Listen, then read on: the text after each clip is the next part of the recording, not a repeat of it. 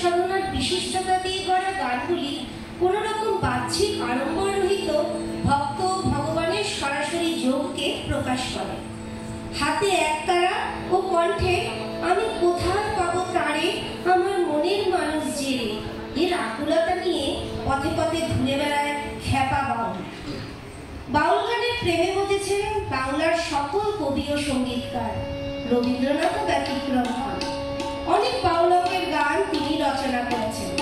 আমরা এখন এমনই একটি বাউল গান ও রবীন্দ্রসঙ্গীতের মেলবন্ধন শুনব।